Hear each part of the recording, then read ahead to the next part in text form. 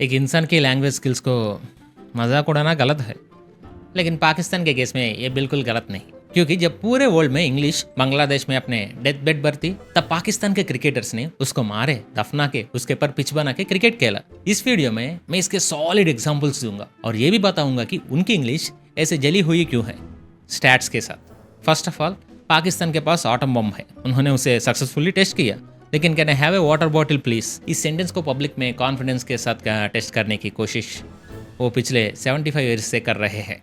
चलो पहले उनके इंग्लिश क्रिएशंस का एक म्यूजियम टूर करते हैं। इस म्यूजियम में जो आर्टिफैक्ट्स हैं उन्हें देखकर आप ब्रिटिश म्यूजियम में रखे कोहिनूर डायमंड से भी ज्यादा शॉक हो जाएंगे। आपको पता है ये लोग ऐसे क्यों बन गए ब्रो? इसके पीछे एक बहुत बड़ी रिवेंज स्टोरी है। असली फ्रीडम फाइटर्स तो पाकिस्तान क्रिकेटर्स है। आजादी के बाद भी उन्होंने अपना बदला नहीं छोड़ा, वो आज भी ब्रिटिशर्स से बदला ले रहे हैं।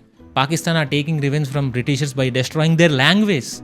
हाँ, ब्रिटिशर्स ने हम पर रूल किया और इंग्लिश हम पर टोप दी। उसका बदला लेने के लिए ये लोग इंग्लिश को सिस्टमैटिक तरीके से मार रहे हैं। प्रूफ चाहिए? ये लो, अपना टूर स्टार्ट करते हैं। Exhibit number 1, the captains proclamation. हमारे टूर का पहला आर्टिफैक्ट पाकिस्तान क्रिकेट टीम के एक लेजेंड का है जो एशिया कप में कैप्टन था। इसका नाम है सलमान अली आगा। प्रेस के सामने टीम को रिप्रेजेंट करना होता है, लेकिन इसके बातें सुनकर लगता है कि ये टीम को नहीं, इंग्लिश लैंग्वेज को अंतिम संस्कार के लिए ले जा रहा है।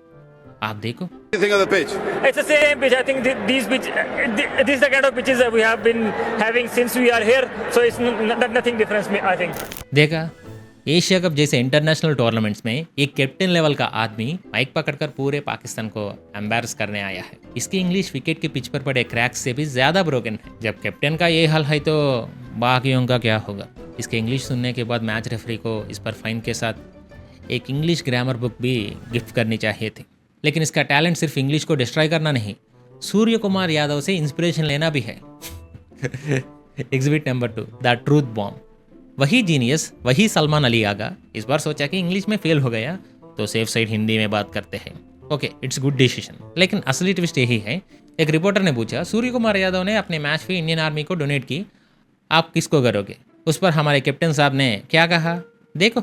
हम लोग जो ये अपनी मैच फीस है हम डोनेट कर रहे हैं, वो लोग जब इंडियन अटैक हुआ था उसमें हमारे सिविलियन और हमारे बच्चे उसमें अफेक्टेड हुए थे, हम सब ये उनको डोनेट कर रहे हैं। Thank you very much. मैं अपने सिविलियंस को डोनेट करूंगा जो इंडिया के अटैक में शहीद हुए हैं। देखा, पहले तो ये स्टेटमेंट हमें समझ नहीं आया, लेकिन उसने बिल्कुल सही कहा। उनके सारे सिविलियंस टेररिस्ट ही हैं। हमें ही समझने में कितना टाइम लग गया। पाकिस्तान में सिविलियंस और टेररिस्ट के बीच कोई डिफरेंस नहीं होता, ये उनके कैप्टन ने खुद एक्सेप्ट कर लिया। इंग्लिश में बोला तो ग्रामर चली गई, हिंदी में बोला तो कंट्री की इज्जत चली गई। Excellent choice of words captain. Exhibit number 3, the Babar Azam school of physics. Next artifact, उनके सुपरस्टार किंग बाबर आजम का द जिम बॉम्बर। जब बाबर आजम कवर ड्राइव मारता है तो फिजिक्स भी शर्मा जाता है, लेकिन जब वही बाबर आजम इंग्लिश बोलता है तो विलियम शेक्सपियर की आत्मा सुसाइड कर लेती है। ये देखो, इसने टॉस के टाइम क्या बोला। Yep, why you got? Heads is a goal. It is tails. What are you going to do? Ball to bat first. Bat first. Why did you decide to bat first? Because the wicket is good and my boys is confidence good. Ball to bat first. अपनी life में मैं इतनी pure English कभी नहीं सुनी। Cricket history में पहली बार एक बॉल बैटिंग करने जा रहा है। Unbelievable innovation. एंगर पूछ रहा है what are you doing to do, और ये बंदा कहता है my boy says confidently good. Confidence है वेरी गुड, लेकिन ग्रामर है क्या my boy? Next one, exhibit number 4, the pressure cooker English. हमारे टूर में अगला नंबर फिर से पाकिस्तान का कैप्टन सलमान अली आगा का है। ये स्कोरबोर्ड प्रेशर को एक्सप्लेन करने की ट्राई कर रहा था, लेकिन उस प्रोसेस में उसने इंग्लिश लैंग्वेज पर कितना प्रेशर डाल दिया, अब खुद देखो। First to be honest, because putting scoring on the board and put them under pressure in the run scoreboard pressure. Putting score even the board scoreboard pressure, ये कौन सी डिक्शनरी में है या इसने कौन से इंग्लिश टीचर से सीखा है, ये तो गॉड ही जानता है। स्कोरबोर्ड प्रेशर को एक्सप्लेन करने के लिए इन लोगों ने इंग्लिश लैंग्वेज पर प्रेशर डाल दिया। इंग्लिश सुनकर स्कोरबोर्ड को भी प्रेशर आ जाएगा और वो एक्सप्लोड हो जाएगा। Even the board, ward board, chess board, ironing board, clarity please. Next one, exhibit 5, the Mohammad Rizwan conditional clause. अब हम अपने म्यूजियम का एक स्पेशल सेक्शन में आ गए हैं। ये है मोहम्मद रिजवान विंग। ये बंदा पाकलिश का ब्रांड एम्बेसडर है। इसका इंग्लिश के एक अलग फैन बेस है। पहले ये लेजेंडरी कोड सुनो। opportunity in Tauranga. How do you turn it around? What's one key thing in terms of beating this New Zealand side for you guys? Basically, if you look at the New Zealand side, they are a perfect side. They know the conditions. They use very well the conditions. We don't know about the Taranga pitch, what the condition is demand there. We will just look the conditions and we will do that what the condition demand from that. Condition is the condition. बाप रे बाप, what a statement. इसमें Einstein की equal to MC square से भी ज़्यादा deep philosophy है. कौन सी condition bro, which condition? I think your condition is not in a good condition to explain the condition. पहले जाकर डॉक्टर से चेक करवा लो कि तुम हेल्थी कंडीशन में हो या नहीं. My condition is very good because I can explain what condition means, unlike you. Condition word का इतना ट्रैजिक एंड हिस्ट्री में कभी नहीं हुआ. रिजवान की वजह से वो वर्ड अब ICU में है. Exhibit number 6, the Rizwan process philosophy. Rizwan wing में एक और मास्टरपीस. इस बार उसने चैंपियंस और प्रोसेस के बारे में कुछ कहने की ट्राई की. सुनते हैं. ऐसे दिमाग में champions team just put him in mind that's it. We need a second star. Champion team is never afraid of the results. They know just champions team never afraid of results, they know process. Champions result से अफ्रेड नहीं होते, correct. लेकिन ये English से afraid हुए बिना उसे डिस्ट्रॉय करने पूरे कॉन्फिडेंस के साथ आते हैं. दे नो प्रोसेस प्रो. जब प्रोसेस नहीं होता तभी रिजल्ट ऐसा होता है. तुम्हारा इंग्लिश भी नो प्रोसेस जैसा ही है. Exhibit number 7, the final Rizwan encounter. इस रिजवान विंग का फाइनल पीस एक एब्स्ट्रैक्ट आर्ट जैसा है. हमें समझ नहीं आएगा लेकिन देखना पड़ेगा. इस क्लिप को देखो. This is look some things everything can accept from somewhere everywhere, but I think we are already with Jason, lots of people are talking with them, they're going that, but Mohammad Rizwan फिर से कुछ बोल रहा है. अगर थोड़ा सा भी समझ आए तो बताना. शायद ये इंग्लिश में नहीं किसी एलियन लैंग्वेज में सिग्नल भेज रहा है. नासा वालों को इस क्लिप को डिकोड करने की ट्राई करनी चाहिए. एक दो और इंसिडेंट्स बताकर मैं असली रीजंस बताऊंगा कि ये लोग इंग्लिश का खून क्यों कर रहे हैं. उस पर की गई रिसर्च भी आपके सामने रखूंगा. लेकिन एक छोटी सी बात, मेरा नाम है बानू और आप है बानू फैमिली. एक राजा की वैल्यू क्या अगर उसका राज्य ना हो? कुछ नहीं. मेरा राज्य आप ही हो, बानू इनसाइड फैमिली. ये फैमिली जितनी स्ट्रांग होगी हम उतनी ही बड़ी बातों पर इतने कदर से बात कर पाएंगे. तो अगर आप अब तक हमारे राज्य में ऑफिशियली शामिल नहीं हुए हो तो ये सही टाइम है. नीचे दिए सब्सक्राइब बटन को दबाओ और हमारी फैमिली को अपनी स्ट्रेंथ दो. Welcome to the king. अब चलता है दूसरी इंस्टेंट्स पर. Exhibit number 8, the Sarfaraz school of obvious answers. अब हमारा tour former captain Sarfaraz Ahmed के पास पहुंचा है. ये बंदा पाकलिश का फाउंडिंग फादर जैसा है. इसका सिंप्लिसिटी देखो. Can you explain the difference? I mean, on Sunday you weren't very good, today you're excellent. I think today what the difference was our bowling. Reporter ने पूछा what was the difference. Sarfaraz ने कहा bowling and batting was the difference. हाँ भाई, bowling और batting के बीच जितना difference है उतना ही तुम्हारी इंग्लिश और करेक्ट इंग्लिश के बीच में है. And your English too was the difference between a normal answer and a legendary meme. Unbelievable insight Sarfaraz बाय. Exhibit number 9, the Babarism ASMR. फिर से किंग जिम्बाब्वे के पास आते हैं. इस बार परफॉर्मेंस और भी इंटेंस है. देखो वो इंग्लिश बोलने के लिए कितना स्ट्रगल कर रहा है.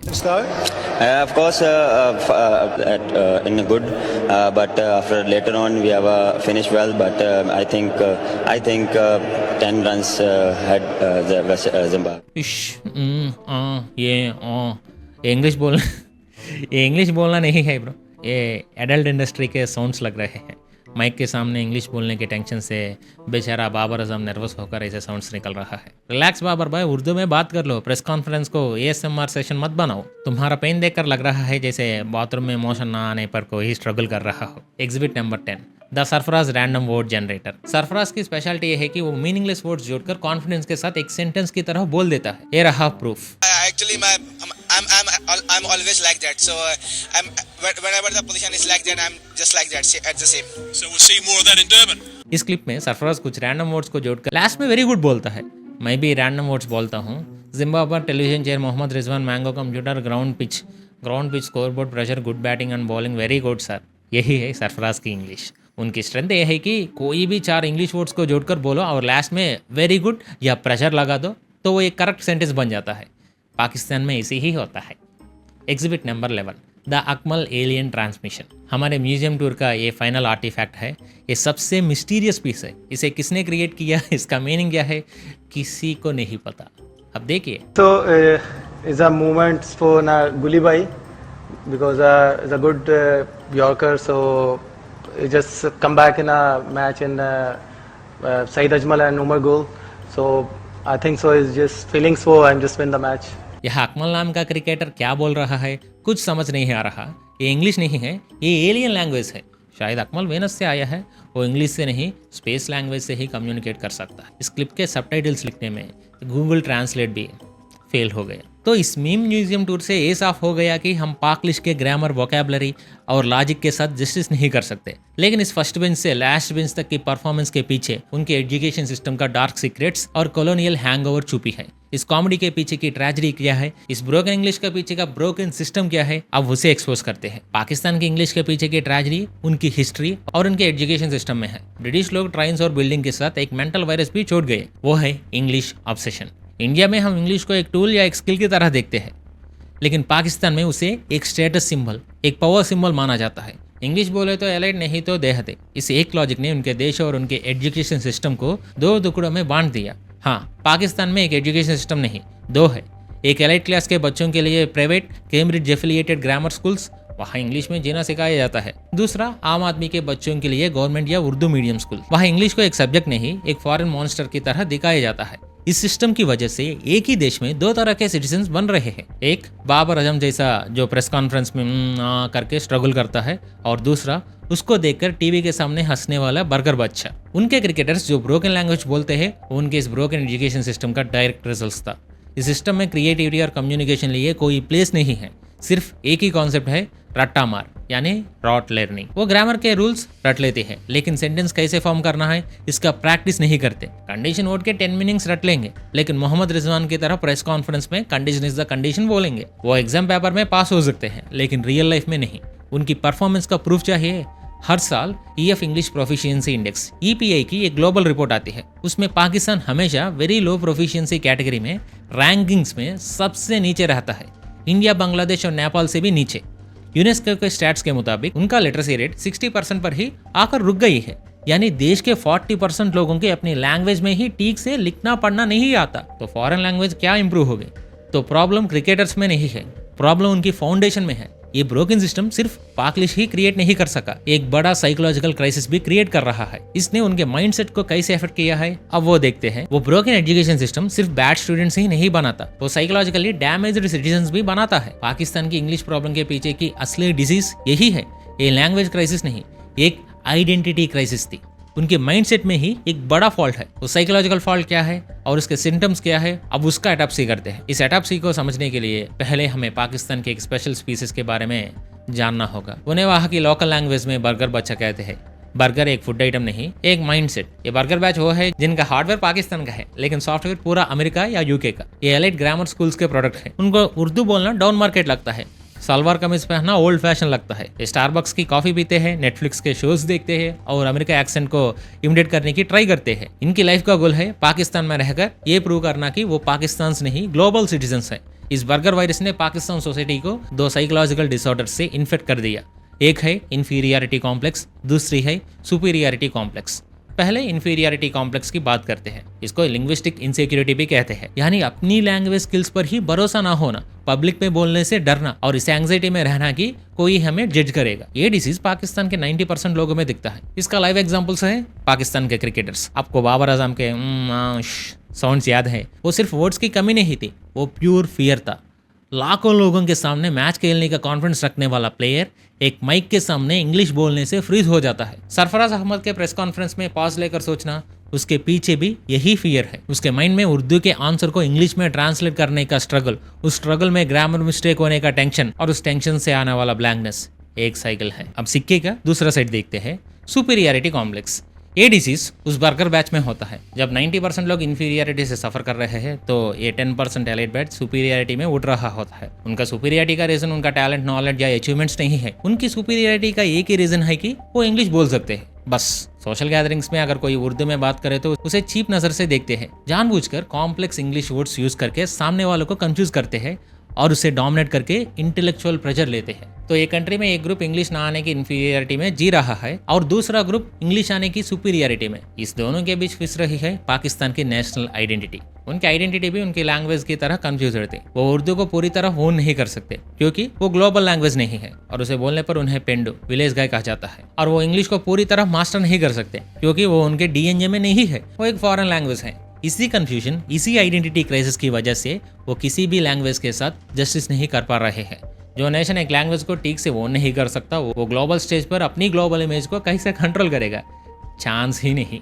ये साइकोलॉजिकल कंफ्यूजन और आइडेंटिटी क्राइसिस सिर्फ पाकिस्तान सोसाइटी की लैब तक लिमिटेड नहीं है। ये सोशल मीडिया पर ग्लोबल स्टेज पर हर रोज एक लाइव परफॉर्मेंस की तरह सामने आता है। जब भी कोई उसके इंग्लिश को ट्रोल करते हैं उनके पास एक ही स्टैंडर्ड डिफेंस मैकेनिज्म होता है, तुरंत सोशल मीडिया पर आकर कमेंट करते हैं English is not our mother tongue, we are proud of our Urdu. हो प्राउड है, वेरी गुड। तो इतना ही प्राउड है तो हर इंटरनेशनल प्रेस कॉन्फ्रेंस, हर वर्ल्ड फोरम्स पर इंग्लिश में बोलने की ट्राई करके कॉमेडी क्यों बनाते हो? बाबर आजम का एडल्ट इंडस्ट्री साउंड्स निकलना, रिजवान का कंडीशन इज द कंडीशन बोलना, क्या ये उर्दू के लिए प्राइड है? अब हमारे क्रिकेटर्स में भी बहुत लोगों को इंग्लिश नहीं आती, जैसे रिंकू सिंह, वो बिना शर्मा के हिंदी में बात करता है ना। ये डबल स्टैंडर्ड ही पाकिस्तान क्रिकेटर्स की सबसे बड़ी प्रॉब्लम है। उन्हें ना उर्दू पर प्राइड ना इंग्लिश पर कमेंट। ये वीकनेस डिजिटल बैटलफील्ड में उनके लिए एक कर्स बन गया था। जब भी इंडिया और पाकिस्तान के बीच ट्विटर पर आर्ग्यूमेंट होता है, इंडियन ट्रोल्स का पहला वेपन होता है ग्रामर। अगर एक पाकिस्तान यूजर इकोनॉमी या फॉरेन पॉलिसी पर कोई सीरियस पॉइंट उठाए तो नीचे इंडियन यूजर आकर उसकी स्पेलिंग मिस्टेक्स और ग्रामेटिकल एरर्स को पॉइंट आउट करते हैं। फर्स्ट गो लर्न इंग्लिश का एक कमेंट डालते हैं, बस उस पाकिस्तानी यूजर्स का सीरियस पॉइंट साइड हो जाता है और वो एक जोक बन जाता है। उनका मैसेज उनके पाकलिश के नॉइस में खो जाता है। वैसे उनकी इकोनॉमी एंड फॉरेन पॉलिसी भी वीक ही है, वो अलग टॉपिक है। इसका इफेक्ट सिर्फ सोशल मीडिया तक लिमिटेड नहीं, ये उनकी ग्लोबल इमेज को भी डैमेज कर रहा है। वर्ल्ड बैंक कहता है कि पाकिस्तान देश में 10 साल के 77% बच्चों में लर्निंग पॉवर्टी है, यानी उन्हें पढ़कर समझने की स्किल नहीं है। ह्यूमन डेवलपमेंट इंडेक्स में आप 193 देशों में 168 रैंक पर हो। ग्लोबल इनोवेशन इंडेक्स में आपका ह्यूमन कैपिटल 119 रैंक पर थी। जब ऐसे पैथेटिक स्टैट्स हो तो वर्ल्ड के सामने आपका केस स्ट्रांगली प्रेजेंट करने के लिए स्ट्रांग कम्युनिकेशन चाहिए, लेकिन आपके पास वही नहीं है। आपका लीडर्स, क्रिकेटर्स, स्पोक्स पर्सन जब ग्लोबल स्टेज पर इंग्लिश बोलने में स्ट्रगल करते हैं तो 8-0 जैसे रिजल्ट्स ही मिलेंगे। तो फाइनल बात पाकलिश की, उसमें ग्रामर नहीं होता, रूल्स नहीं होते और लॉजिक तो बिल्कुल नहीं होता। उसमें सिर्फ एक चीज़ होता है, अनब्रेकेबल, अनशेकेबल, इलॉजिकल कॉन्फिडेंस। जैसे रिजवान ने कहा उनकी टीम में प्रोसेस नहीं है, इसीलिए रिजल्ट्स नहीं आते। वैसा ही इंडिया से कंपेयर करने की तो इनकी क्वालिफिकेशन ही नहीं है, फिर भी ये हम पर ही उछलते हैं। इनके कारनामे देखकर पड़ोसी वाला रेस्पेक्ट भी इनको नहीं देना चाहिए। Cool Banu cool. I hope इस वीडियो में तुम्हें थोड़ी नॉलेज मिली होगी। अब तुम भी मुझे थोड़ा सपोर्ट दो। तुम्हारा एक लाइक मुझे बहुत एनर्जी देता है। तुम्हारा किया हुआ एक शेयर अपनी फैमिली को ग्रो करेगा और तुम्हारा प्रेस किया हुआ सब्सक्राइब बटन अपने बॉन्ड को और स्ट्रांग बनाएगा। इसी बीच तुम्हारा नेक्स्ट वीडियो स्क्रीन पर रेडी है।